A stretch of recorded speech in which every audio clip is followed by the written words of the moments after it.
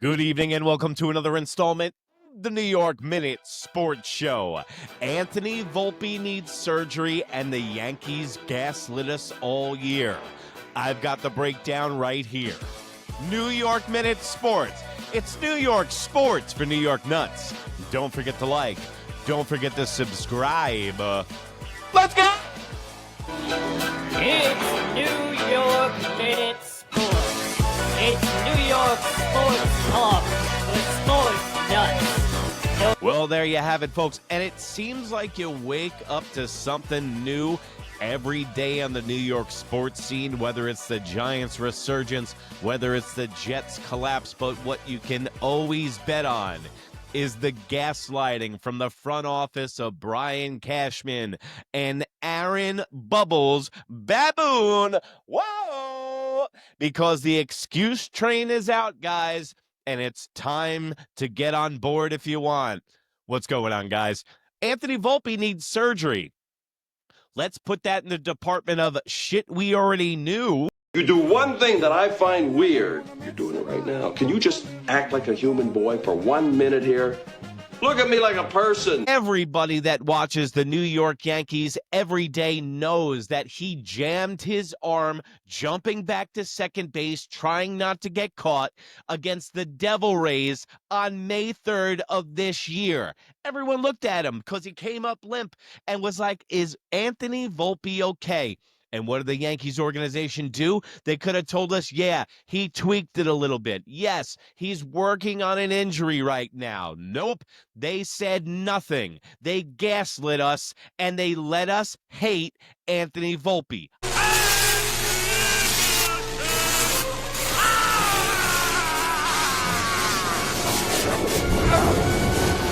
I'll explain.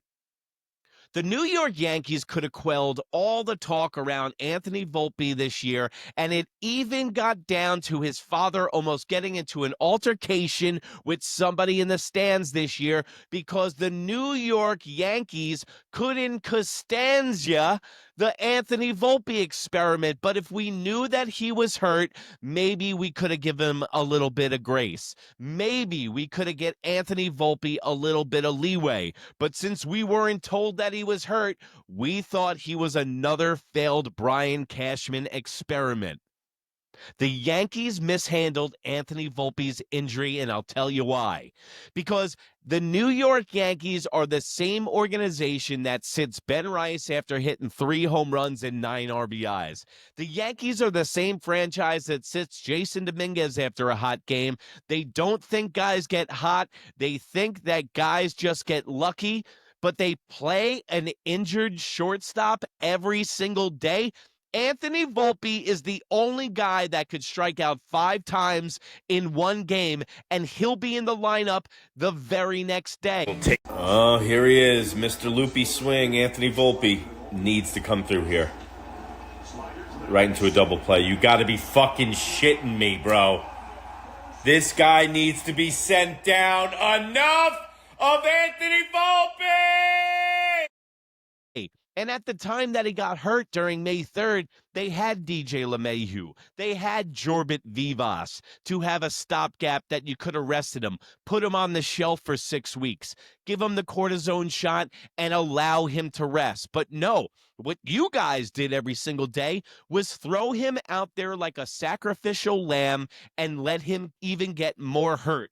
We could all tell on the throws to first base that he couldn't make the throw.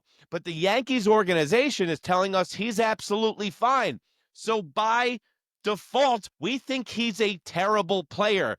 And Anthony Volpe didn't deserve the treatment he got from us because of the Yankees organization today.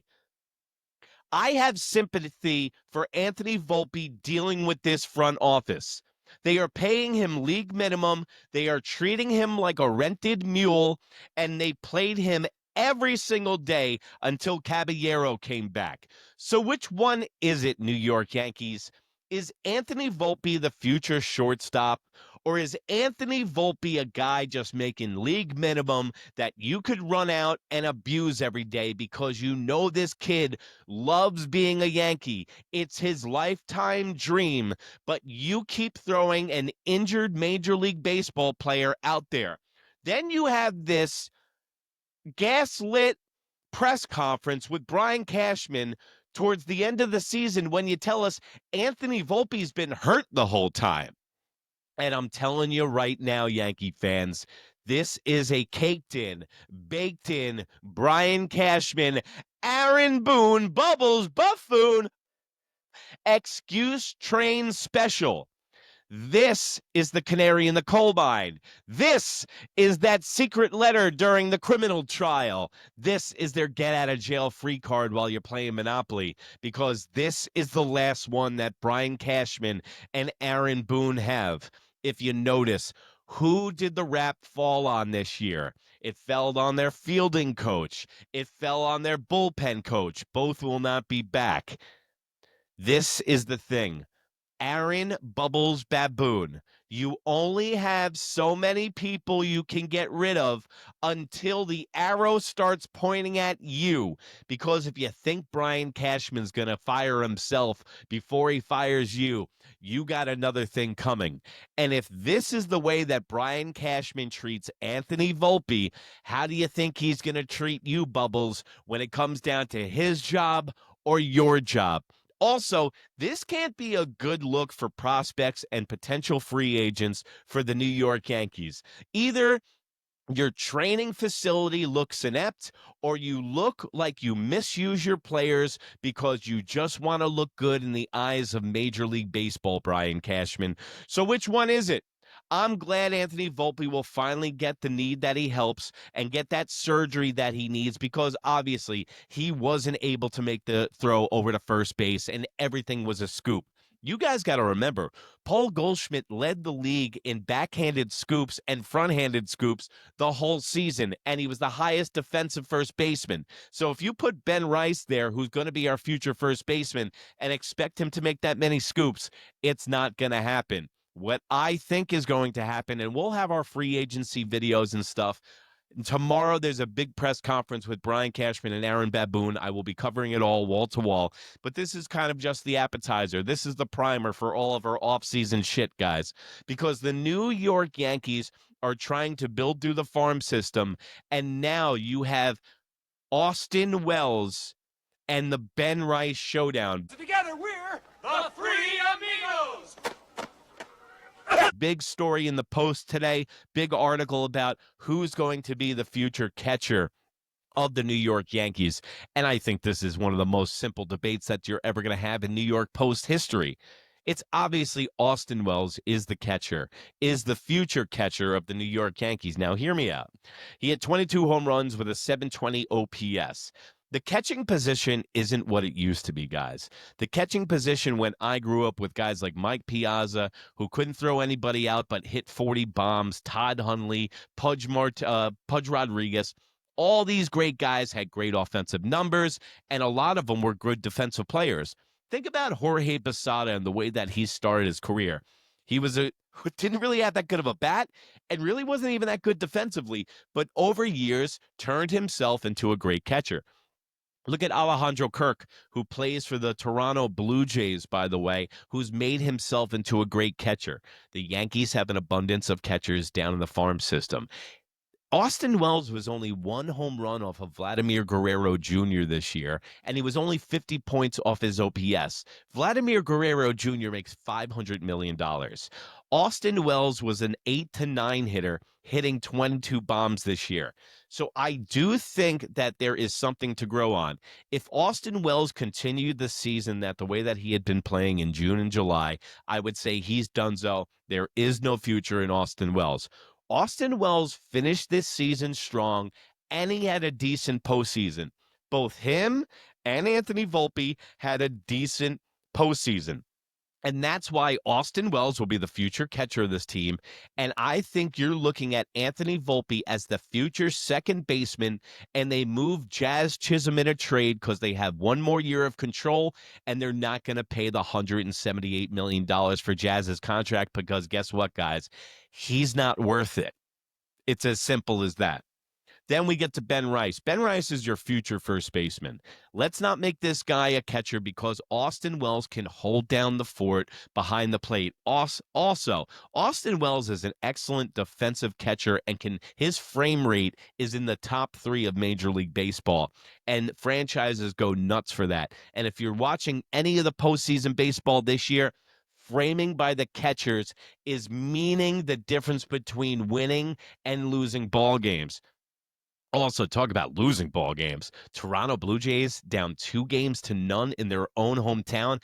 I guess their World Series already happened, beating us lowly Yankees, and now I guess you're out of gas because my question to the Toronto Blue Jays fans that are watching, and thanks, what are you going to do when Hulkamania runs wild? No, sorry, wrong show. What are you going to do when you have no pitching left? And then also, somebody made a meme out of me for saying, what's his name? You Savage should be bagging groceries at Ralph's, and then somebody clipped it up with him striking out all the New York Yankees, which is hilarious, by the way. I guess you really made it when you become a meme. But Blue Jays, you guys are looking bad. You don't have any pitching left. It looks like the spark has left your eye. I guess the team that you own, like the New York Yankees, might be the only team you can beat in the playoffs. Let me know in the comments section below. Do you think that you can beat the Seattle Mariners? And also the ALCS is technically a all-Canadian American League Championship Series with Toronto and Seattle, who technically isn't even in the United States. And then if we see a Seattle Dodgers World Series, I guess it's going to be the first ever Japanese World Series that we have in Major League Baseball. So history could be all over the place because the Brewers are down 2-0 against LA. And by the way, LA, they omitted 2 games with their only 2 losses in the playoffs last year in the NLDS and the NLCS against the Mets and Yankees. They only had 1 loss against the Mets, only had 1 loss against the Yankees, and those were bullpen games that they completely let go. It's Team Japan winning for LA. It's Sasaki won a complete game last night. Blake Snell turned into Andy Koufax, and Sasaki, the guy that they have as a closer. All these Japanese acquisitions that they're getting are turning up aces and turning into their aces with Ohtani doing nothing. Also, I've been watching Japanese playoff baseball at 1 a.m. That's why I'm a Zombo. I'm going to be doing some post games. When it gets to their equivalent of the ALCS, I'm going to be doing some highlights. That's why you've seen on the reels that Japanese writing. Uncle Erik isn't losing it here on New York Minute. Just trying to expand, baby. We already got Canada. 13% of the New York Minute fans are from Canada. Now we got to reach out to Japan. Then we're heading down to the World Baseball Classic, New York Minute. We have the merch line coming out October 18th. Winning, folks. But no, who's really winning is Ben Rice. Ben Rice is the future first baseman of this team. Unless the Yankees can weasel their way for the Yomiuri Giants first baseman, who's a left-hander, who is the quickest to 325 home runs, who just beat Hideki Matsui's career lead to the fastest to 325 home runs, that's the guy that I want. If we can't get him, get Ben Rice. This offseason is going to be so many moves. You better stay tuned right here, New York Minute Sports, because I'm going to have all the breaking news because there is a lot of youth. You have Luis Hill, Will Warren, Clark Schmidt, Anthony Volpe, Jazz Chisholm, Austin Wells. They could all be the future of this team, or they could all be traded by the start of the winter meetings. So right here, New York Minute Sports. And remember, it's New York sports for New York nuts, and if you can't be good, be bad, baby. I'll be covering the press conference tomorrow. I'll check you out. Let's go. Oh, remember, if you can't be good, be bad, baby. Bye.